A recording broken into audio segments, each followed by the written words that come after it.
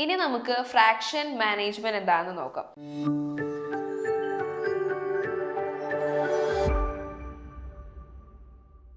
Fraction management goal എന്താണെന്ന് വെച്ചാൽ fraction നടന്ന ബോണിൻ്റെ അനാറ്റമിക്കൽ ആയിട്ടുള്ള റീഅറേഞ്ച്മെന്റ് നടത്തണം. Second goal is remobilised the part to maintain the anatomy position.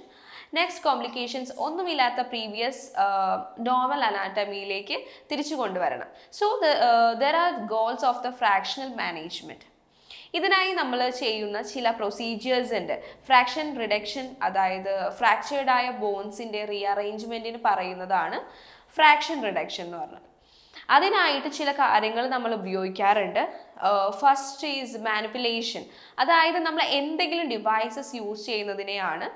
പിന്നെ ക്ലോസ്ഡ് റിഡക്ഷൻ, അതായത് സർജറി ഒന്നും ചെയ്യാത്ത നമ്മൾ ഫ്രാക്ഷൻസ് റെഡ്യൂസ് ചെയ്യും.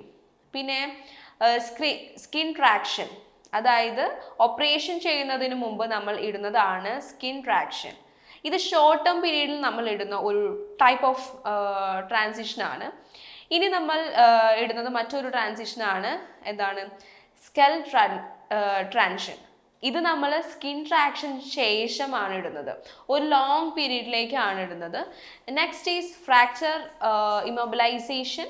നമ്മുടെ ഫ്രാക്ചർ ഡിപ്പാർട്ട്മെന്റിനെ മൊബിലൈസ് ആകാൻ വേണ്ടിയിട്ട് എന്തൊക്കെയാണ് ചെയ്യുന്നത് എന്ന് നോക്കാം.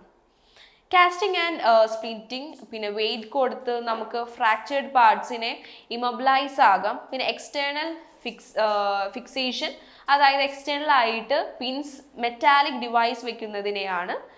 പിന്നെ അതുപോലെ ഇന്റേണൽ ഫിക്സേഷൻ, ഫ്രാക്ചേർഡ് ആയിട്ടുള്ള ബോൺസിൻ്റെ ആകാത്ത നമ്മൾ പിൻസ് മെറ്റാലിക് ഡിവൈസസ് വെക്കുന്നു. ഇത്രയുമാണ് ഇതിൽ നോക്കാനുള്ളത്.